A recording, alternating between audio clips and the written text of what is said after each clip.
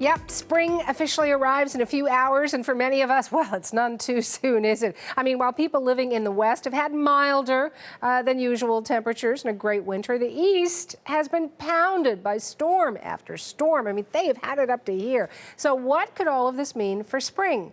David Phillips, Environment Canada's senior climatologist, can tell us. He is just outside our CBC Toronto studios along Front Street. No toque, no scarf. Your jacket is open. That's got to be spring. Are you wearing sandals? No, look, Suhanna, it reminds me of this little ditty. The first day of spring is one thing, but the first spring day is another. It's a little chilly, I think, for the first day of spring. But hey, we know it's coming, and certainly better than what we had to put up with in February.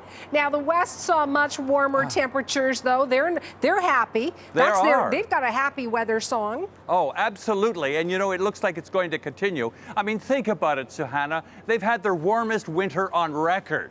And we're just envious of the fact that they've been hoarding all of the warm air and not sending it to the east. El Nino, but warm Pacific breezes, they've had no winter. It's the year that winter was canceled for them.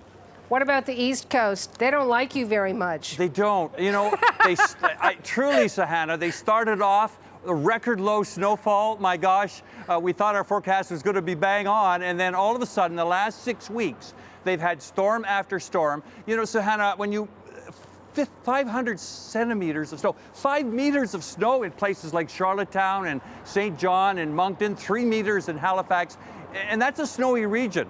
But this year is probably the worst. Record, and the amount of snow that still stays on the ground right now is a lot, record amount. And I say that because until you get rid of that snow, you're not going to see spring. Yeah, and I bet you if they could all make snowballs and throw them at you somehow magically through television airwaves, they would. They would. It's maybe a good way of getting rid of the snow. They certainly won't want Mother Nature to do it, or else they'll have flood issues. Oh, is that what you're watching now? The melting snow in the east causing perhaps other problems? Yeah, and Suhanna, if I know they want spring to arrive now, they don't want to wait for it. And we know that spring is always slow to arrive in Atlantic Canada because of the cold water.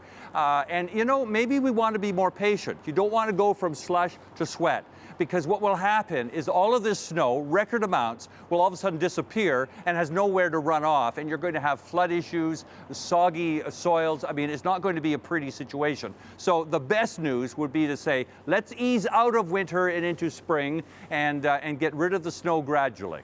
Final question for you. Take me from east to central to west. What do you see in terms of seasonal temperatures, in all of your maps, sat maps and stuff like that, all that stuff that you look at? Yeah, well, Suhanna, I mean, it's certainly the spring map is looking like the winter map. In fact, that from really Ontario to the East Coast in April, colder than normal, warmer than normal out of the west and in the far west, and near normal in the prairies. Now, when we get beyond April into May and early June, when we really get sort of the end of spring, the cold air seems to be confined mostly to Quebec and to Atlantic Canada. It's going to be a while before we get rid of that.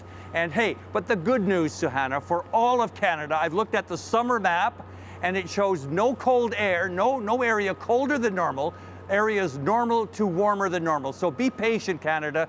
Spring and then summer is going to arrive. I am so patient. I'm so with you. You better be right. That's all I can say. Thank you so much, David. Appreciate it. Suhanna. Bye-bye. David Phillips. Bye-bye.